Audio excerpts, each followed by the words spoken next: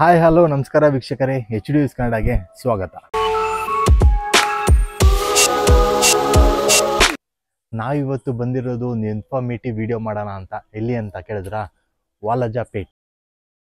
ಈ ಒಂದು ಜಾಗದಲ್ಲಿ ಒಂದು ಕಾಯಿಲೆಗೆ ಮೆಡಿಸಿನ್ ಕೊಡ್ತಾರಂತೆ. ಅದು ನಾಟಿ ಔಷಧಿ.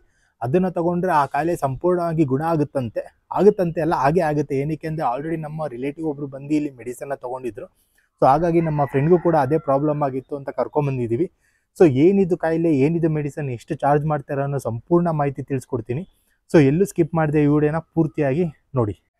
ಟೈಮ್ ಬೆಳಗಿನ ಜಾವ 5 ಗಂಟೆ. ಅದ್ರ ಜನ ನೋಡಿ ಆಲ್ರೆಡಿ ಬಂದು ಕ್ಯೂ ಅಲ್ಲಿ ಹೆಂಗೆ ಕಾಯ್ಕೊಂಡಿದ್ದಾರೆ ಅಂತ. ಈ ಕ್ಯೂ ಯಾವುದು ಅನ್ನದಾನಕ್ಕೋ ಅಥವಾ ದೇವಸ್ಥಾನಕ್ಕೋಸ್ಕರ ನಿಂತಿರೋ ಕ್ಯೂ ಅಲ್ಲ. ಇವರೆಲ್ಲ ಮೆಡಿಸಿನ್ ತಗೊಳ್ಳೋದಕ್ಕೋಸ್ಕರ ನಿಂತಿರೋ ಜನ.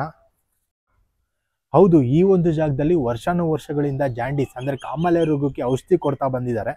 ಈ ಬೋರ್ಡಲ್ಲಿ ಹೆಸರು ಹಾಕಿದಾರಲ್ಲ ಅವರೇ SV ರಾಮಕೃಷ್ಣನ್ ಅಂತ.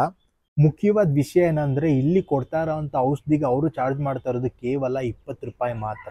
ಹೌದು, ಬರೀ 20 ರೂಪಾಯಿ ಮಾತ್ರ ತಗೊಳ್ಳೋದವರು. ಏನಕ್ಕೆ ಅಂದರೆ ಈ ಒಂದು ಕಾರ್ಯನ, ಈ ಒಂದು ಕೆಲಸನ ಅವರು ಒಂದು ಸೇವೆ ಅನ್ನೋ ರೀತಿಯಲ್ಲಿ ಮಾಡ್ಕೊಂಡು ಬರ್ತಾ ಇದ್ದಾರೆ. ಆಮೇಲೆ ಇನ್ನೊಂದು, ಏನಕ್ಕೆ ಇಷ್ಟು ಜನ ಬೆಳಿಗ್ಗೆನೆ ಬಂದಿದ್ದಾರೆ ಅಂದರೆ, ಈ ಒಂದು ಔಷಧಿನ ನೀವು ಖಾಲಿ ಹೊಟ್ಟೆ ಅಂದರೆ ಎಂಟಿ ಸ್ಟಮಕಲ್ಲೇ ತಗೋಬೇಕು. ಅದಕ್ಕೆ ಸ್ವಲ್ಪ ಜನ ಮಧ್ಯರಾತ್ರಿಯನ್ನೇ ಬಂದು ಇಲ್ಲಿ ವೆಯ್ಟ್ ಮಾಡ್ತಾ ಇರ್ತಾರೆ. ಈ ಲೈನ್ ಏನು ನೋಡ್ತಾ ಇದ್ರೆ, ಇದು ದೊಡ್ಡವ್ರಿಗೆ. ಅಕಸ್ಮಾತ್ ಚಿಕ್ಕ ಮಕ್ಕಳಿಗೆ ಏನಾದರೂ ಮೆಡಿಸಿನ್ ತಗೊಬೇಕು ಅಂದರೆ ಈ ಕ್ಯೂ ಕಾಣ್ತಾ ಇದೆಯಲ್ಲ ಅಲ್ಲಿ ಒಳಗಡೆ, ಆ ಒಂದು ಕ್ಯೂ ಅಲ್ಲಿ ನಿಂತ್ಕೊಬೇಕು. ಇಲ್ಲಿಂದ ಹೋಗ್ಬೇಕು. ಎಕ್ಸಾಕ್ಟ್ 6 ಗಂಟೆಗೆ ಗೇಟ್ ಓಪನ್ ಮಾಡ್ತಾರೆ. ಒಳಗಡೆ ಹೋಗಿ ವಿಡಿಯೋ ಮಾಡೋಣ ಅಂತ ಕೇಳಿದ್ವಿ, ಬಟ್ ಅವರು ಯಾರನ್ನೂ ಅಲೋ ಮಾಡಲ್ಲ ಅಂತ ಹೇಳ್ಬಿಟ್ರು. ಇದೇ ಅವ್ರು ಕೊಡುವಂಥ ಮೆಡಿಸನ್. ಇದನ್ನ ಬೆಣ್ಣೆಗೆ ಹಚ್ಚಿ ಕೊಡ್ತಾರೆ. ಈ ಒಂದು ಮೆಡಿಸನ್ನ ತಗೊಂಡಾದ್ಮೇಲೆ ಒಂದಷ್ಟು ಸ್ವಲ್ಪ ಟರ್ಮ್ಸ್ ಅಂಡ್ ಕಂಡೀಷನ್ಸ್ ಇದೆ.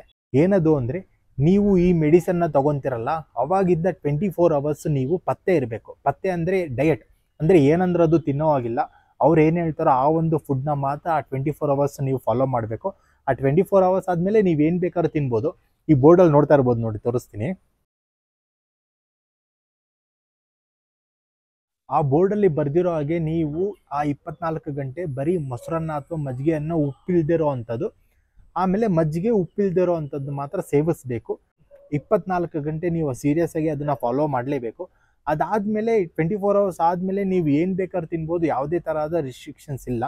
ಅದಕ್ಕೆ ಇವರು ಇಲ್ಲಿ ಮಜ್ಜಿಗೆಯನ್ನ ಮತ್ತು ಮಜ್ಜಿಗೆನ ಮಾರ್ತಾ ಇರೋ ಅಂಥದ್ದು.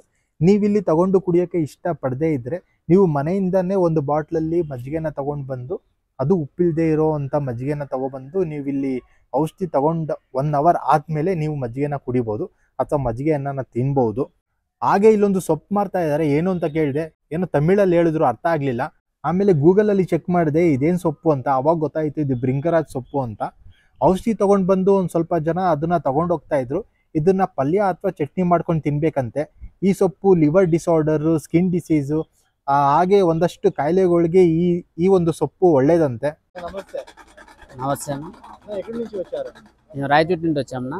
పాప కామెంట్లు వచ్చినాయి. అంటే ట్రీట్మెంట్ వచ్చి నీకు వారానికి ఒకసారి 3 వారాలు అవ్వాలంట. అంటే మళ్ళీ వాళ్ళు తగ్గిందాక మళ్ళీ చెప్తారు అన్నమాట. అంటే నీకు మూడు చుక్కలు వేస్తారన్నమాట వారానికి. ఆదివారం 100% ಕ್ಯೂರ್ ಆಯ್ತಂದನ. ನಮ್ಮೂರು ಮೆಡಿಸಿನ್ ತೊಗೊಂಬರೋಷ್ಟರಲ್ಲಿ 7:30 ಆಗಿತ್ತು. ಈಚೆ ಬಂದು ನೋಡಿದ್ರೆ ಜನ ಅಂತೂ ಕಮ್ಮಿ ಆಗಿರಲಿಲ್ಲ. ಮೊದಲಿಗಿನ್ನ ಇನ್ನೂ ಉದ್ದ ಕ್ಯೂ ಆಗಿಬಿಟ್ಟಿತ್ತು. ನೀವೇ ನೋಡ್ತಾ ಇರ್ಬೋದು ಇಲ್ಲಿ. ಈ ಒಂದು ಮೆಡಿಸಿನ್ ಕೊಡುವಂಥ ಜಾಗ ಇರೋವಂಥದ್ದು ವಾಲಜಾಪೇಟ್ ಪಚ್ಚಯ್ಯಪ್ಪನ್ ಸ್ಟ್ರೀಟ್ ಅಂತ. ಎಕ್ಸಾಕ್ಟ್ ಅಡ್ರೆಸ್ ಮತ್ತು ಲೊಕೇಶನ್ ಡಿಸ್ಕ್ರಿಪ್ಷನಲ್ಲಿ ಹಾಕಿರ್ತೀನಿ, ಚೆಕ್ಔಟ್ ಮಾಡಿ. ಅಕಸ್ಮಾತ್ ನೀವೇನಾದರೂ ಬಸ್ಸಲ್ಲಿ ಅಥವಾ ಟ್ರೈನಲ್ಲಿ ಬರ್ತಾ ಇದ್ದೀನಿ ಅಂದರೆ ಅದಕ್ಕೂ ಕೂಡ ಫೆಸಿಲಿಟೀಸ್ ಇದೆ. ಇದು ಯಾವುದೇ ಒಂದು ಪ್ರಮೋಷನ್ ವಿಡಿಯೋ ಅಲ್ಲ. ಈ ಜಾಗದ ಬಗ್ಗೆ ಮತ್ತು ಇಲ್ಲಿ ಸಿಗೋವಂಥ ಔಷಧಿ ಬಗ್ಗೆ ತಿಳಿಸೋ ಒಂದು ಸಣ್ಣ ಪ್ರಯತ್ನ ಅಷ್ಟೇ.